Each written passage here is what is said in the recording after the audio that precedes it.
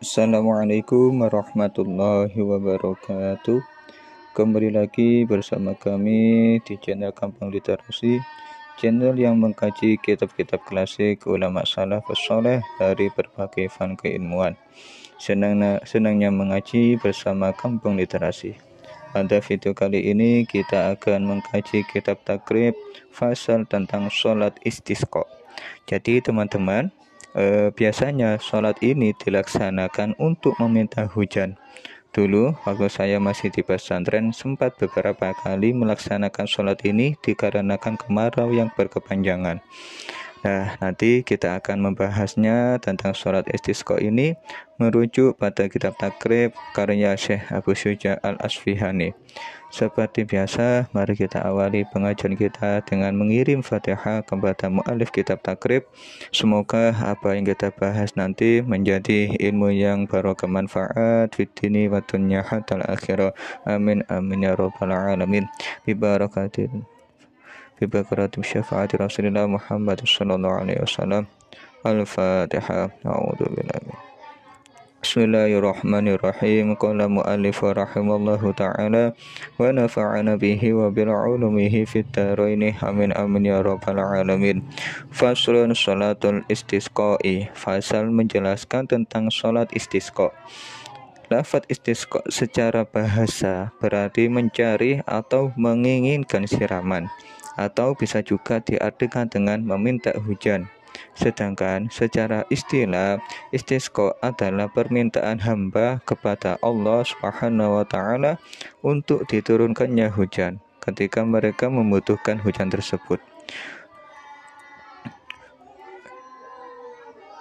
Surat istisqa ini disyariatkan pada tahun ke-6 Hijriah. Adapun hukumnya, wassalatul istisqa'i masnunatun. Salat istisqa termasuk salat yang disunahkan. Menurut beberapa kitab, salat istisqa ini termasuk sunnah muakkad bagi orang yang mukim maupun musafir, bagi laki-laki maupun perempuan, dengan berjamaah atau sendirian. Pokoknya ketika seseorang menginginkan untuk diturunkannya hujan atau sedang membutuhkan air. Waktu pelaksanaannya yaitu ketika adanya sebab untuk melaksanakan sholat tersebut, seperti ketika kemarau berkepanjangan dan keluarnya waktu sholat ini ketika wujudnya air atau ketika turun hujan. Istisqa sendiri atau meminta hujan itu ada beberapa cara. Yang paling ringan adalah dengan berdoa saja, sendiri maupun berjamaah untuk meminta hujan. Untuk cara kedua, yakni berdoa di setiap selesai sholat fardu atau sunnah, dan pada setiap khutbah, baik khutbah Jumat maupun khutbah sholat 2 hari raya.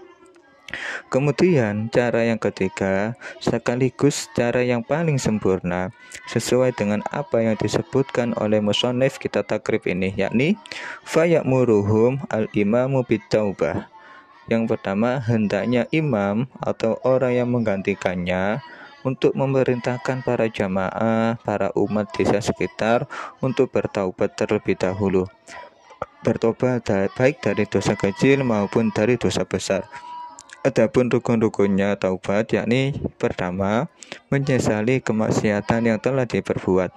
Yang kedua, tidak melakukan kemaksiatan lagi.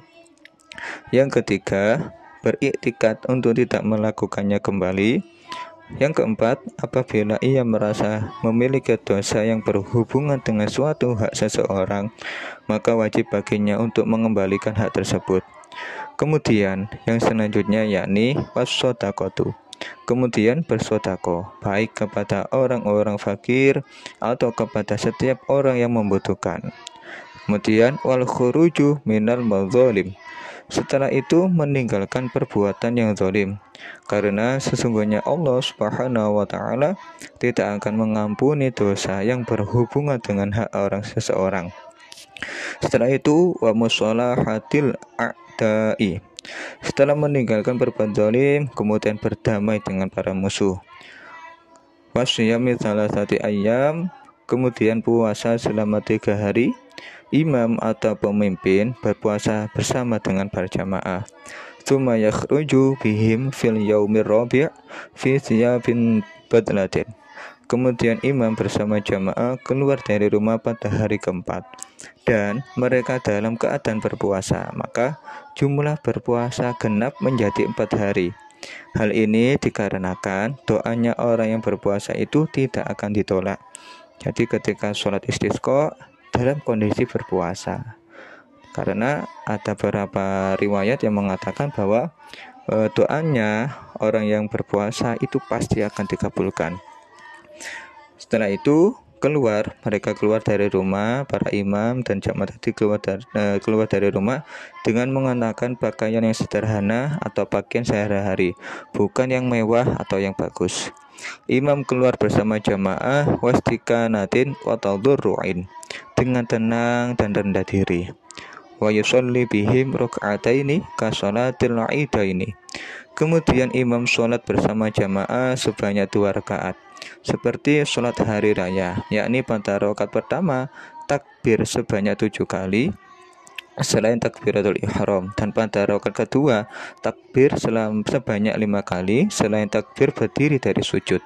Tsumma yakhutubu ba'daha, kemudian berkhutbah setelahnya. Jadi setelah sholat tadi kemudian berkhutbah sebagaimana ketika hari raya, cuma untuk takbirnya diganti dengan istighfar, sehingga pada khutbah pertama imam beristighfar sebanyak 9 kali dan pada khutbah kedua imam beristighfar sebanyak 7 kali.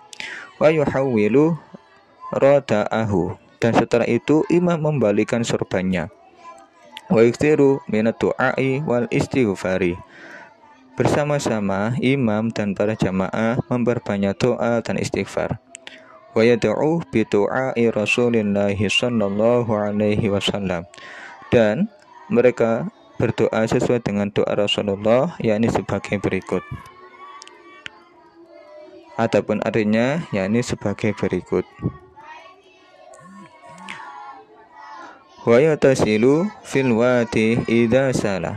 Nah, setelah berdoa tadi, kemudian ketika hujan telah turun, disunahkan untuk mandi dengan air hujan tersebut atau sekedar berwudu saja, atau bahkan dilakukan keduanya sekaligus, itu malah lebih bagus karena air hujan itu adalah sebuah rahmat. Wa yusabbihu lira'di wal barqi. Nah, setelah biasanya kalau hujan kan ada petir, ada kilat. Ketika terjadi hal tersebut, disunahkan membaca tasbih ketika seseorang mendengar geletek atau petir tadi dengan bacaan sebagai berikut. Dan disunahkan juga membaca tasbih pula ketika seseorang melihat kilat dengan bacaan sebagai berikut. Hal ini sesuai dengan apa yang diriwayatkan oleh Imam Al-Bukhari. Baik. Mungkin sampai di sini dulu pembahasan kita. Semoga bermanfaat. Mohon maaf jika ada salah kata. Wallahu muwaffiq ila aqwamit thoriq. Assalamualaikum warahmatullahi wabarakatuh.